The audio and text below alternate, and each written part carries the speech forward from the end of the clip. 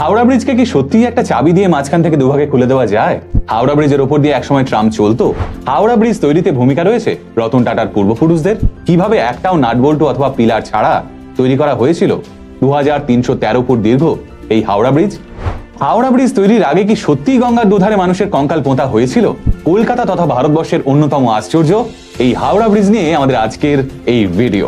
এই সেই হাওড়া ব্রিজ যা দিয়ে আজও প্রতিদিন 1.5 লক্ষ গাড়ি আর 10 লক্ষ মানুষ যাতায়াত করে। ইংরেজ আমলে তৈরি এই ইঞ্জিনিয়ারিং মার্ভেল আজও অবাক করে তোলে আধুনিক বিজ্ঞানকে।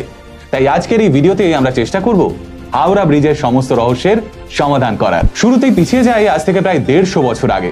ততদিনে হুগলি নদীর দুই পাড়ে অর্থাৎ কলকাতা এবং হাওড়ায় জাঁকে ব্যবসা করছে ইংরেজরা। তৈরি হয়ে গেছে হাওড়ার রেলওয়ে স্টেশন। তবে সমস্যা হচ্ছে এদিক থেকে ওদিকে যেতে গেলে ভরসা শুধুমাত্রই নৌকো। কিন্তু শুধু নৌকোর উপর ভরসা করে কি আর ব্যবসা বাড়ানো সম্ভব? তাই 1874 সালে অনেক ঝড়ঝাপটা পেরিয়ে 22 লক্ষ টাকা খরচ করে তৈরি করা হলো প্রথম হাওড়া ব্রিজ। ব্রিজটা বানিয়েছিলেন ব্র্যাডফোর্ড লেসলি। তবে দাঁড়ান, এই হাওড়া ব্রিজটা মোটেও আজকের এই দানবাকৃতি হাওড়া ব্রিজ নয়। ওই হাওড়া ব্রিজ ছিল আদতে একটা মাঝারি মাপের পন্টুন ব্রিজ। বলুন তো পন্টুন ব্রিজ ঠিক কি? মূলত একটার পর একটা নৌকো পরপর সাজিয়ে তার উপর কাঠের পাটাতন পেতে যে ব্রিজ তৈরি হয় তাকেই বলা হয় ভাসমান পন্টুন ব্রিজ। কিন্তু এই পন্টুন ব্রিজ বানিয়ে যে সমস্যাটা হলো সেটা হলো সারাদিনে 24 বার খুলতে হতো এই ব্রিজটাকে। আর তার কারণ, ব্রিজ না খুললে জাহাজ, স্টিমার, নৌকো কিচ্ছু যাতায়াত করতে পারতো না। যতক্ষণ ব্রিজ খোলা থাকতো ততক্ষণ ব্রিজের দুধারে প্রবল ট্রাফিক জ্যাম হয়ে যেত। এইভাবেই প্রায় 63 বছর কাটলো। ততদিনে হাওড়া স্টেশন আকারে অনেক বড় হয়ে গেছে। ট্রেনের সংখ্যা বৃদ্ধির ফলে লোকের চাপও আরো বেড়েছে। কিন্তু 1911 সালে নতুন হাওড়া ব্রিজ তৈরির কথা উঠলেও প্রথম বিশ্বযুদ্ধের জন্য সেটা পিছোতে পিছোতে চলে এলো 1937 সালে। ততদিনে অবশ্য হাওড়া ব্রিজ তৈরির পুরো ব্লুপ্রিন্ট চোখে নিয়েছিল ব্রিটিশরা। টাকার জোগাড়ও হয়ে গেছিল। তাই 1937 সালেই শুরু হলো হাওড়া ব্রিজ তৈরির কাজ। কিন্তু নাট বল্টু ছাড়া, পিলার ছাড়া নদীর উপরে একটা এত বড় ব্রিজ বানানো কিভাবে সম্ভব? এমন বিপজ্জনকভাবে ঝুলে থাকা সেতু তো যে কোনো সময় ভেঙে পড়তে পারে। আগে না, এখানেই কামাল করে দেখালো তৎকালীন ইঞ্জিনিয়ারিং এবং টাটা স্টিল। হিসেব করে দেখা গেল ব্রিজটা বানাতে প্রায় 26,500 টন ইস্পাতের প্রয়োজন। আর সেই সময় সুদূর ইংল্যান্ড থেকে অত ইস্পাত আনা সম্ভব ছিল না। তাই মাত্র 3,000 টন ইস্পাত এলো বাইরে থেকে। আর বাকি 23,500 টন ইস্পাতের যোগান দিল টাটা স্টিল। এই বিশেষ ধরনের ইস্পাতের নাম ছিল TISCROM অর্থাৎ টিস্ক্রম। নাট বল্টুর জায়গায় এই টিস্ক্রম ইস্পাতকে রিভেটের মতো বেঁকিয়ে সেই রিভেট দিয়ে একটার পর একটা ইস্পাতের পাতকে আটকে তৈরি করা হলো হাওড়া ব্রিজের মূল কাঠামো। এই হাওড়া ব্রিজের কারণে কলকাতায় একবার ভূমিকম্প হয়েছিল। সেটা শুনেছেন কখনো? আসলে গঙ্গার মাটি খুঁড়ে স্তম্ভ বসানোর সময় বিপুল মালপত্র ঢুকে গেল নরম মাটির ভেতরে। আর এর জেরে প্রবল ভূমিকম্পের মতো কম্পন হলো কলকাতার বিভিন্ন অঞ্চলে। লোকজন তো রীতিমতো ভয় পেয়ে গেছিল। এদিকে গঙ্গাপাড়ের একটা মন্দিরও এই কম্পনের জেরেই ভেঙেও পড়েছিল। তো যাই হোক, এদিকে কলকাতায় যখন হাওড়া ব্রিজ তৈরি হচ্ছে ঠিক তখনই সারা বিশ্ব জুড়ে চলছে দ্বিতীয় বিশ্বযুদ্ধ। জাপানের শত্রুপক্ষ ইংরেজ, আর ইংরেজদের ঘাঁটি তখন কলকাতা। তাই জাপানি যুদ্ধবিমান মাঝে মধ্যেই বোম ফেলতো কলকাতায়। এই সেই ভয়ানক সময় যখন জাপানিদের ভয়ে কালো রঙে মুড়ে ফেলা হয়েছিল সাদা পাথরের ভিক্টোরিয়া মেমোরিয়াল। সেই সময় নীরবে কাজ করে যাচ্ছিল ব্রেথওয়েট, বার্ন অ্যান্ড যেসব কোম্পানির কর্মচারীরা। জাপানিদের নজর এড়িয়ে 1942 সালে তৈরি হয়ে গেছিল 269 ফুট উচ্চ, 71 ফুট চওড়া এবং 2313 ফুট দীর্ঘ এই হাওড়া ব্রিজটি, যা আজও নদীর উপরে প্রায় 1,500 ফুট এলাকা জুড়ে ঝুলে রয়েছে। সেই সময় এটা ইংরেজদের কাছে একটা বিরাট বড় সাফল্য ছিল।